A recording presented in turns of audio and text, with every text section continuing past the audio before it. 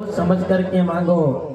भगवान कहते हैं मुझे केवल पदानि त्रीणि नित्येन्द्र संवितानि पदा ममा, मुझे केवल 3 पैर भूमि चाहिए।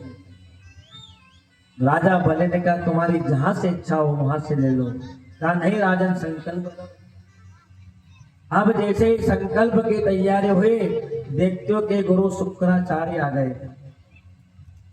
ध्यान धर के देखा कि ये तो साक्षात नारायण है। बलि को सावधान क्या, बलि सावधान, ये साक्षात नारायण है। देवताओं के कार्य को सिद्ध करने के लिए तुमको छलने के लिए आए हैं। दान मत दो, तुम्हारा सर्वस्व चला जाएगा। तो राजा बलि कहता है कि मैंने वचन दे दिया है और अब वचन देकर के मैं वापस अपने वचन से दूर नहीं होऊंगा। खूब नीति बताई का स्त्रीसु नरम विभावे का मृत्यर्थे प्राण संकटे। का कुछ जगह ऐसी है जहाँ झूठ बोलो तो पाप नहीं लगता है। स्त्री से किसी का विवाह होता हो, प्राण संकट में हो, गो ब्राह्मण की हिंसा होती हो, वहां झूठ का भी पाप नहीं लगता है। लेकिन बलि का नहीं प्रभु, मैंने वचन दे दिया है। और भगवान ने कहा संकल्प दो। संकल्प देने लगे शुक्राचार्य जी। जल की जो टोटी रहती उसमें जाकर के बैठ गए। भगवान ने कुशा के द्वारा शुक्राचार्य जी की एक नेत्र फोड़ दिया और एक नयन उनको बना दिया। भगवान ये कहना चाहते हैं कि तुम्हारा एक नेत्र तो ठीक है, मैं अपने को इतना छिपा करके आया फिर भी तुमने पहचान लिया, लेकिन तुम्हारे अंदर भेद है। एक नेत्र का बना दिया।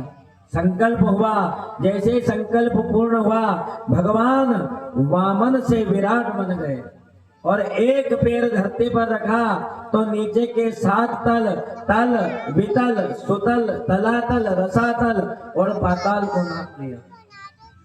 दूसरे पैर में ऊपर के 7 लोग भू भुवा स्वा जाना महा और सत्य लोक को नापते हुए भगवान का पैर ब्रह्मलोक का भेदन करते हुए ब्रह्मांड में ब्रह्मलोक में पहुंच जाता है।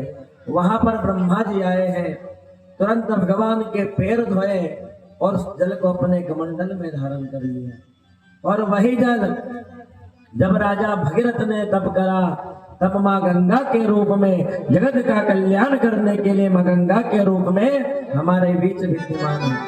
बोलो गंगा मैया की जय। भगवान ने कहा तीसरा पैर कहाँ रखो। बलि कहने लगा प्रभु एक बात बताओ, ये दान बड़ा होता है या दान देने वाला? भगवान ने कहा दान देने वाला बड़ा होता है। तो कहा प्रभु अभी मेरी संपत्ति गई है, मेरे स्वयं आपके सामने खड़ा हूं, तीसरा पैर मेरे मस्तक पर रखिए। और भगवान ने उसी समय तीसरा पैर बलि के मस्तक पर रख करके और पाताल लोक का राज्य प्रदान कर दिया। वहां पर बलि की पत्नी भी आई और उसने भगवान की सुंदर स्तुति करी कि प्रभु आपने कुछ भी गलत नहीं करा। मेरे स्वामी को यह अभिमान हो गया था कि मेरे बराबर कोई दान वीर नहीं है, और प्रभु आप जब चाहते हो जिसका अभिमान समाप्त कर देते हो। आज आपने मेरे स्वामी पर बहुत बड़ी कृपा करी जो इनके अभिमान को समाप्त कर दिया। भगवान ने कहा वरदान मांगो। कहा प्रभु मेरे द्वारपाल बन जाओ। मैं ये चाहता हूं कि जब बाहर जाऊं और अंदर आऊं तो आपके दर्शन करूं। भगवान द्वारपाल बन गए। इधर देव ऋषि नारद माँ लक्ष्मी के पास आए, देवी जी प्रभु कहाँ है? माँ लक्ष्मी कहने लगी मैं भी भगवान को बहुत दिन से ढूंढ रही हूँ, लेकिन भगवान दिखाई नहीं दे रहे हैं। कहा भगवान पाताल लोक में राजा बलि के यहाँ द्वारपाल बन करके बैठे हैं। तो देव ऋषि नारद ने कहा मैया ऐसे भगवान आने वाले नहीं है, मैं तुमको युक्ति बताता हूँ।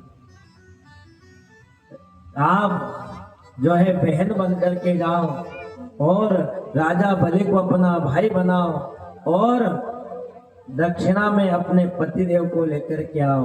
तब माँ जो है श्रावण शुक्ल पक्ष पूर्णिमा के दिन राजा बलि के द्वार पर आई है। और उसी दिन से हर बहन अपने भाई की लंबी कामना को लेकर के कि हमारा भाई हमारा परिवार सुखी रहे, इस भाव को लेकर के हर बहन श्रावण शुक्ल पक्ष पूर्णिमा को आती है। और देखो बहन जब आती है तो अपने साथ भाई के लिए सुख ऐश्वर्य और संपदा लेकर के आती है। बहन यदि राखी पर आए तो कभी मन में विचार मत लाना ये धन के लिए आई है।